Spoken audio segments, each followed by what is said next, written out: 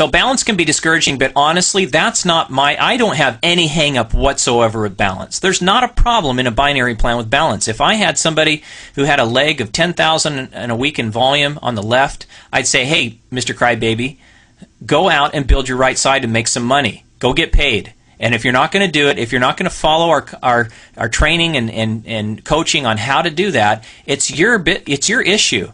Don't complain about the balance. That's not an issue in the binary. Never has been, never will be. The big issue, in my opinion, this is big. This is big. It's these legs. It's these lines. This is where it gets really hairy, because let's say you have this power leg, and the power leg goes down, 200-300 people. And you're up here at the top. You're like one of these first 20 people up here at the top, and your sponsors put you in to the power leg, and you're getting all this benefit from volume on the left-hand side. You go out and you start building a power leg, just like this third distributor here is built on the right-hand side. And you say, hey, this is great. All I got to do is build one single solitary leg, and I'm getting paid for two. My sponsor built it for me. The problem is, again, remember when I talked about the matrix plan? Whenever you create an incentive system that's not fair, it can be a problem. One guy gets at the top of a power leg, and the sponsor builds it to the moon. Another guy gets placed not here in the other power leg, but gets placed off of the left-hand side of the power leg's power leg. Now they're kind of isolated on their own. They have to pretty much build both sides of their leg, because this guy's not going to build a power leg. He may be the person who just doesn't build much. He's not much of a leader. Meanwhile, this guy's bypassing him, going down here, building this big leg. This person right here is totally isolated away from the group. Okay, if you can see that, it's kind of difficult because I got so much highlight here that we can't see. But this person might be isolated. They might not have a lot of help, so they have to go out and build both of their legs. No power leg for that individual. They got to do it on their own. Now that's no problem, other than, because I didn't get any help in building my current business. I built it all, pretty much myself. Got a little bit of help here and there, but I didn't get placements downline and stuff like that. But here's the point. When you go talking about it on a conference call and a training about power legs and power lines and how much a benefit they are, it gets really discouraging, because these people say, well, I'm not in a power leg or a power line. I don't get any advantage of that. I'm off to the left-hand side. They're building the right. I'm off to the left. So in a binary, you're splitting left and right, all the way down, and you're going to get just as many people isolated as you do in the power line.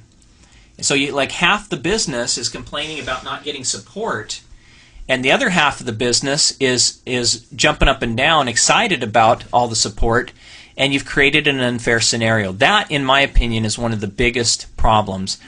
The second biggest problem is the idea of how do you limit how much commission you can make in a compensation plan. In a binary plan, it's not based on levels. You don't get paid on levels. You get paid on volume. You go down here. Let's say this binary plan. Let's get me a pen out here so I can do this better. This side of the plan. Let's say you can do $5,000. Okay, $5K per month. Okay, in volume, or let's say per week. $5,000 per week per leg.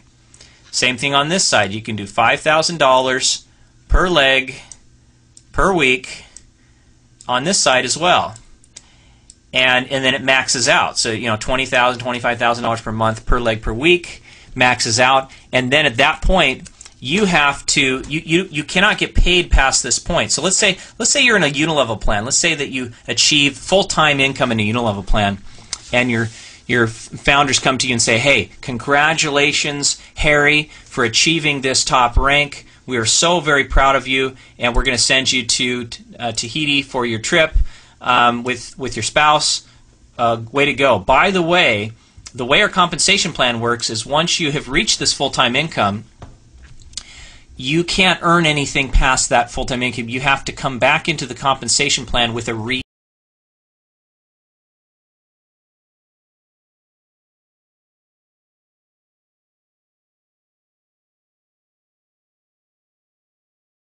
building your next legs down here, because you can't earn any more from the positions that you already made.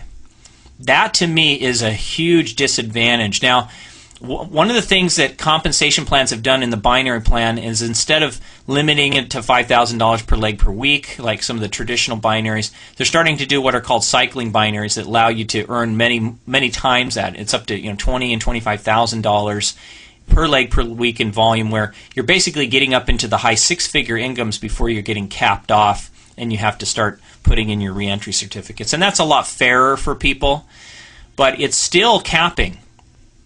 In a unilevel type plan, you don't have the cap. You could have 3 legs that you originally started, 3 legs that continue to grow and grow and grow, and you continue to increase your income indefinitely. You never get cut off because it continues to grow and expand and widen out. And even though you get paid on so many generations, the width keeps continuing to build off of those same 3 legs. There's no capping of volume. It's capping of levels or generations.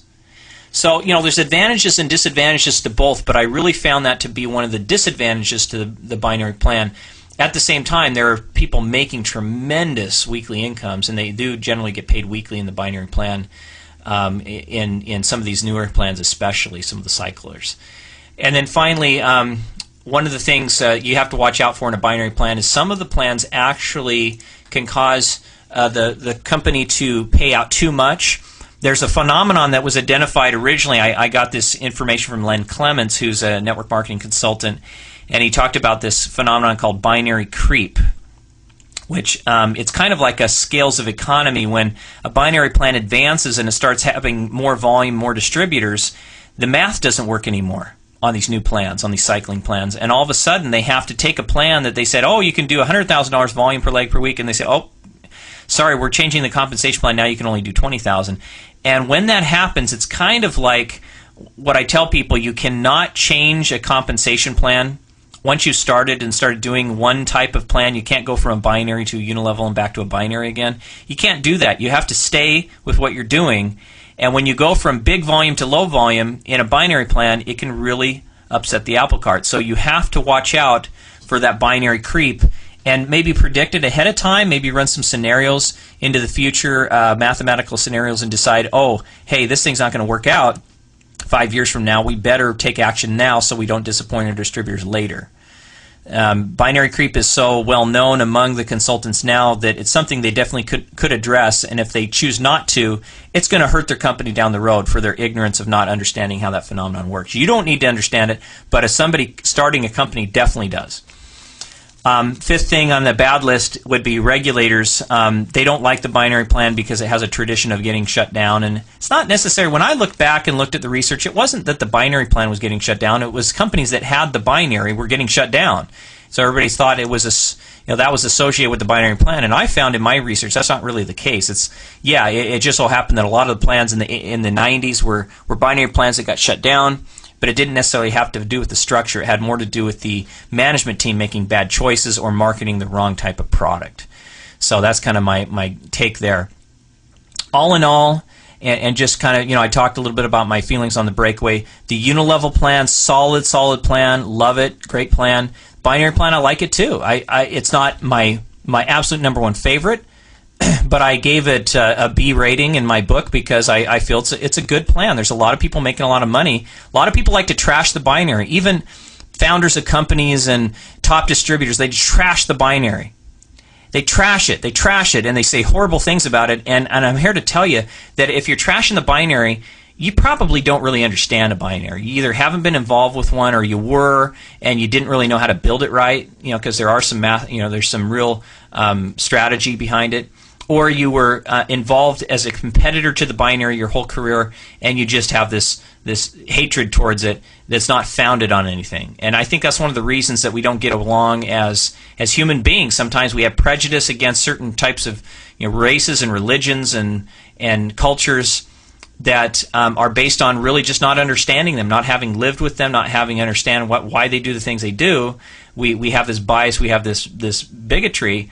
And I really feel that that's kind of what people are feeling. So I say some opinions about certain things, but I will definitely say that it's not worth trashing a compensation plan because you feel there's a couple of things you don't like about it. This is a good plan, and it's here to stay. I mean, it's not going anywhere. It's definitely there. Now, mind you, that there's a very small percentage of the companies out there using the binary plan, but